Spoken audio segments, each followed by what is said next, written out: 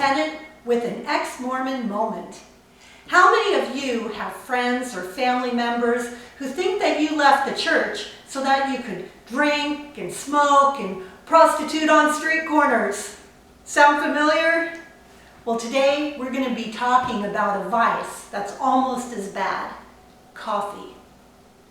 So I will demonstrate to you how to brew a good cup of coffee, since you're probably new to this if you've been a member of the Mormon church all your life. We've got different kinds of coffee makers. We're going to talk about the kind of water to use, what to look for in beans, and how to brew it so that it tastes good. Okay, we've got a standard drip coffee maker. We've got a Keurig single-use machine. We've got an espresso machine and a coffee bean grinder. So let's start with the grinder first. Now, if you just recently left the church, you might not have a grinder on hand, you might not have money to go buy one, so you can use your wheat grinder in a pinch to grind the coffee beans. But as soon as you can afford to go buy a real coffee bean grinder, you're going to want to get one that's called a burr grinder. I picked this one up at Costco for under $30. There are handheld grinders that you might even have one in your home to grind cloves or cinnamon sticks or different herbs.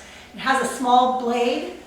The problem with those for coffee is that the blade goes around very quickly at a high speed. It causes a lot of friction and a lot of heat. And so the quality of the bean is going to deteriorate as you grind it in that.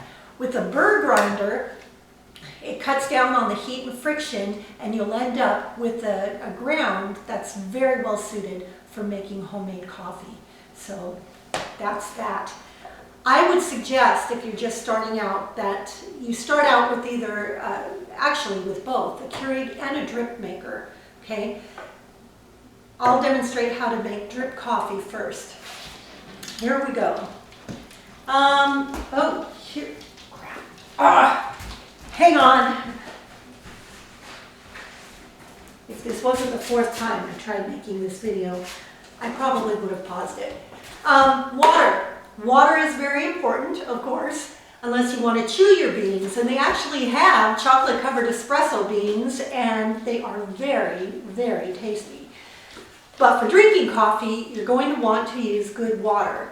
Use purified water if at all possible. Your cup of coffee is only going to taste as good as the water you use. So if you're using water from the tap, it's going to have that chlorine taste, and it won't taste quite as good as filtered water.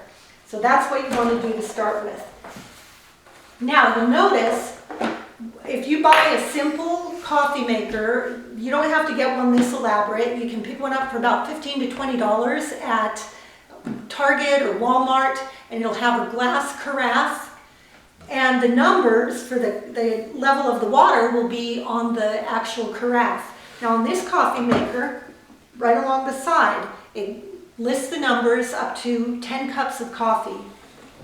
Now one thing to keep in mind as you pour the water into the reservoir and decide how much coffee you want to make, okay, I did it up to a level of 4, that a cup of coffee is not 8 ounces. It depends on the manufacturer, but some coffee cups are as little as 4 ounces on up to 6 ounces. So my 4 cups of coffee is not going to be 32 ounces of coffee. It's only going to be 16 to 20 ounces.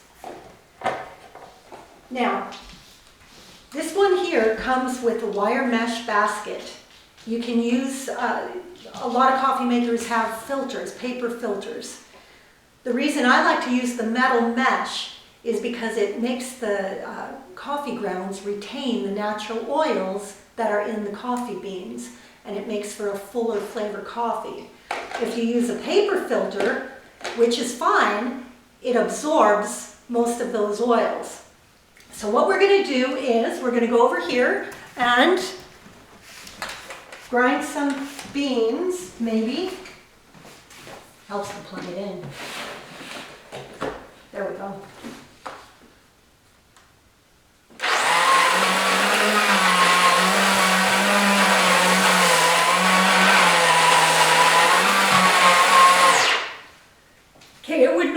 on much longer than that, but I already have grounds in here. All right, so when you measure the coffee, if you don't have a scoop that comes with the coffee maker, you can just use a measuring tablespoon. And you're going to want to use a rounded tablespoon, one for every cup of coffee you're making. So we'll go 1, 2, 3, and 4. Okay, this is pretty straightforward. Just push the on and it'll brew in just a few minutes. Now, for the Keurig coffee maker, if you open up the top, you'll see these little islands here. That's 6 ounces, 8 ounces, and 10 ounces. And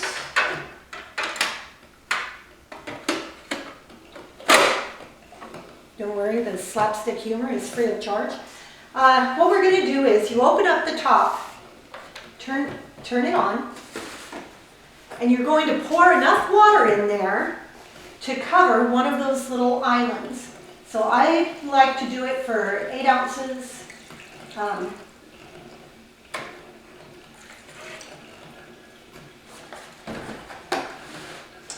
Okay, shut the lid.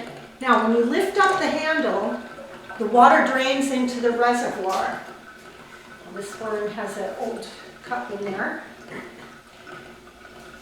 So you take one of these little Keurig cups, and there are tons of flavors. It's just amazing. And you put that in the little cup holder. When you push this down, a pointy, spiky thing puts a hole in the top of it so that the coffee grounds can get out. Push the brew. Oh, crap, I forgot a cup. Ah! Well, I'll do it. Fortunately, it takes almost 2 minutes to brew, so I had enough time. There we go. All right. Espresso maker. While these two things are brewing, an espresso maker is really cool because you'll get a rich, creamy cup of coffee, and it's smoother, it has a more mellow flavor, and interestingly enough, there is not as much caffeine in a thing of espresso, shot of espresso, as there is in brewed coffee. So how about that? And I'm not going to demonstrate how to use this. This is like coffee 201 instead of 101. But essentially, there's this little device here, and you put the beans, the grounds, in this little stainless steel basket. Then you use either the back of a spoon or something flat to tamp down the coffee and compress it.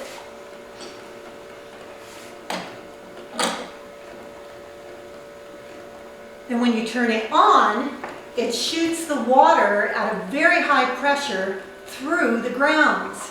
So it extracts the oils, the flavor, and all the nuances of the coffee. So it comes out with just a really smooth, exciting treat. How about that? I'm out of adjectives, except that it's great. Okay, so that's espresso. Now, this is just about done brewing, but what we're going to talk about is the convenience. This here, the Keurig, is very convenient. You don't have to worry about measuring. You don't have to worry about cleanup. All you have to worry about is putting your cup under there so that you can drink it as soon as it's done. It's great for on the go. A drip coffee maker, the benefit of this is that when you have company, when you're making a large pot, maybe you're going to stay up all night watching, what's that movie with that nerd guy? Napoleon Dynamite. Napoleon Dynamite, yes! So you're going to watch a marathon of Napoleon Dynamite all night long. You are going to want to make a whole freaking carafe full of coffee to stay awake during that. Or to stay awake during the sacrament meeting if you're still attending. Okay, this here, which I didn't mention, this is a pour-over coffee maker. So the nice thing about this, the pour-over coffee maker, is that you don't need electricity. So if the end time prophecies do come true and you're down in your basement, you'll have your year's supply of coffee beans. You'll just need a way to heat up the water so you can have a cup of Joe. No, not Joe Smith. All right. Now we'll talk about the health benefits of coffee. Reading on webmd.com, there's a lot of benefits. One, it says that drinking coffee has been associated with lowering the risk for type 2 diabetes, cirrhosis of the liver and liver cancer, heart arrhythmias and stroke, especially for women. It lowers the risk for Parkinson's and Alzheimer's. And this wasn't on WebMD, but it also lowers the risk for home teaching visits. And it also prevents temple attendance. The Huffington Post has an article in there that gives 11 reasons to drink coffee. Besides all the previous health benefits already mentioned, coffee can make you more intelligent and keep your brain healthier longer and make you feel happier. Now, I have to confess that I am happier and smarter now that I've started drinking coffee. Actually, I started drinking coffee the same time that I left the church, so maybe leaving the church has made me happier and smarter. I'm not sure. All right, well, finally, take your cup of coffee, and now we doctor it up. I like mine as white and delightsome as the Nephites, and I like it as sweet as the Relief Society sisters. So be sure to put in a lot of sugar. Stir it up. There you go. Celestial. Until next time, this is Tracy Tennant with your Ex-Mormon Moment.